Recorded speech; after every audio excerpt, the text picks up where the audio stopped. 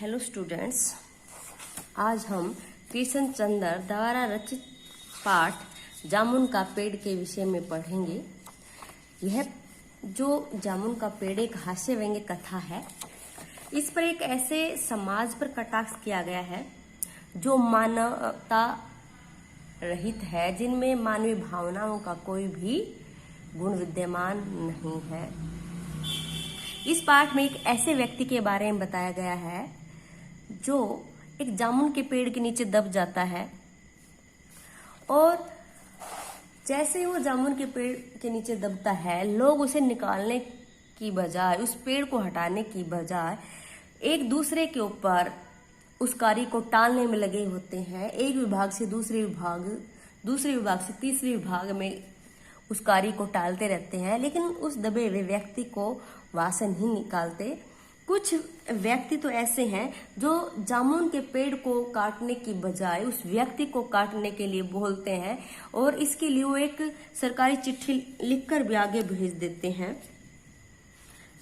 इस पाठ में ऐसे स्वार्थी लोगों के बारे में बताया गया है। ऐसे स्वार्थी लोगों का चेहरा यहाँ पे उजागर किया गया है कि जो स्वार्थ के वशीभूत होकर जो फलदार जामुन उसके पेड़ के टूटने का दुख तो जताते हैं, लेकिन उस पेड़ के नीचे दबे हुए व्यक्ति के दुख की वो बिल्कुल भी नहीं सोचते हैं। और इस कहानी में हमें पता चलता है कि जो लोग हैं वो अविवेकी हैं, वो अपने विवेक से कार्य नहीं करते हैं। वो सरकारी नियमों का हवाला तो देते हैं, परंतु वह अपने विवेक, अपनी बुद्धि का इस्तेमाल नहीं करते और न ही वो दबे हुए व्यक्ति को वहां से निकालते हैं। इसमें अमानवीय गुणों का भी यहाँ पे पता चलता है कि लोगों के अंदर मानवीय गुणों का बिल्कुल भी समावेश नहीं है। सरकारी जो कर्मचारी हैं वो अमानवीय हैं। वो पेड़ काटने की अपेक्षा दबे हुए आदमी को काटने के लिए बोलते हैं और वो एक दूसरे पर काम को डालते रहते हैं, काम का दिखावा करने वाले हैं, वो अकर्मण्य हैं।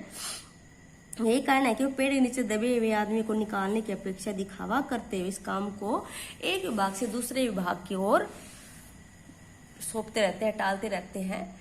और जब एक व्यक्ति उस दबे हुए व्यक्ति को खाना, खिचड़ी उसके मुंह में डालने जाता है, तो वो जो दबा हुआ व्यक्ति है वो एक मिर्जा गालिब का एक शेर पढ़कर सुनाता है, जिससे वो जो व्यक्ति वो पूछता है कि आप शायर हैं, तो जो दबा हुआ व्यक्ति है वो हाँ में सिर हिला देता है। तब पता चलता है कि वो व्यक्ति एक शायर भी है। जब लोगों को यह पता चलता है कि दबा हुआ व्यक्ति एक शायर है, तो जो कवि है वो कवि उसके चारों तरफ आ जाते हैं और एक कवि सम्मेलन शुरू कर देते हैं। हास्य की बात तो यह है, हंसी की बात तो यह है कि उस दबे हुए व्यक्ति को निकालने की अपेक्षा वहां पे एक कवि सम्मेलन किया जाता है। उस व्यक्ति की पीड़ा को वहां पे समझने वाला कोई नहीं है। कभी कृषि विभाग को उस मामले को सौंप दिया जाता है, तो कभी हार्टिकल्चर विभाग को उस मामले को सौंप दिया जाता है, कभी उद्यान कृषि विभाग को वो मामला सौंप दिया जाता है, लेकिन कोई भी व्यक्ति उस दबे हुए व्यक्ति के निकालने के बारे में नहीं सोचता। तो ये कहानी के ऐसे लोगों की मानसिकता को दर्शाती है जो विवेकहीन है, बुद्धिहीन है, जो जिनके अंदर मानवीय गुणों का जरा भी लेस मात्र मतलब नहीं है, मानवता नहीं है उनके अंदर। स्टूडेंट, इसका क्वेश्चन आंसर समझेंगे। इसका जो फर्स्ट क्वेश्चन है, बेचारा जामुन का पेड़ कितना फलदार था और इसकी जामुनें कितनी रसीली होती हैं। ये संवाद कहानी के किस प्रसंग में आए हैं? ये संवाद व्यापार विभाग के क्लर्कों द्वारा उस समय कहा गया जब व्यापार विभाग के लॉन में आंधी आने से जामुन का पेड़ गिर गया। इससे लोगों की कैसी मानसिकता का पता चलता है। इससे आज के संवेदनहीन कर्मचारियों की मानसिकता का पता चलता है, जिन्हें किसी के मरने जीने का कोई ध्यान नहीं है, केवल वो जामुन की चिंता करते हैं। दबा हुआ आदमी एक कवि है, यह बात कैसे पता चली और इस जानकारी का फाइल की यात्रा पर क्या असर पड़ा? रात को जब माली दबे हुए आदमी के मुंह में खिचड़ी डाल रहा था, तब वह बातचीत के दौरान दबे हुए आदमी ने उसे मिर्जा गालिब का एक शेर पढ़कर सुनाया। इस शेर को सुनते ही माली ने उससे पूछा, क्या आप शायर हैं?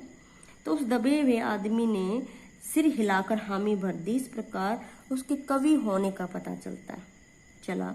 इस बात के पता चलने पर उसकी फाइल का संबंध सब विभागों से हटाकर जो कल्चर डिपार्टमेंट है उससे मान लिया जाता है और उसकी जो फाइल है वो कल्चर डिपार्टमेंट के पास भेज दी जाती है।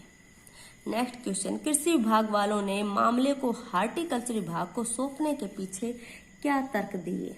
जो कृषि विभाग वालों ने मामले को हार्टिकल्चर विभाग को सौंपने के पीछे यह तर्क दिया कि जो जामुन का पेड़ था वो एक फलदार वृक्ष है और फलदार पेड़ों का मामला उद्यान कृषि विभाग से संबंधित है, इसलिए यह मामला हार्टिकल्चर विभाग को सौंपा जाता है। इस पाठ में सरकार के किन किन विभागों की चर्चा की गई है और पाठ में उनके कार्य के बारे में क्या अंदाजा मिलता है?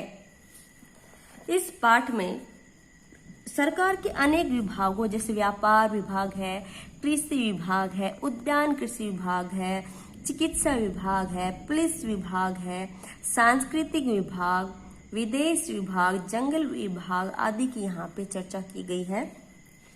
और इस पाठ में उपरोक्त जो विभागों के जो कर्मचारियों की कार्यशैली देखकर यह अंदाजा मिलता है, यह पता चलता है कि ये लोग संवेदनहीन हैं, विवेकहीन तथा अमानवीय हैं। वे स्वयं कार्य करने की अपेक्षा कार्य का बोझ दूसरों पर डालने में माहिर हैं।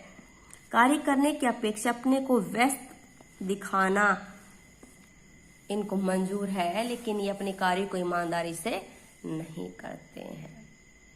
थैंक्स स्टूडेंट्स, मेरे चैनल को लाइक कीजिए, सब्सक्राइब कीजिए और कमेंट्स कीजिए।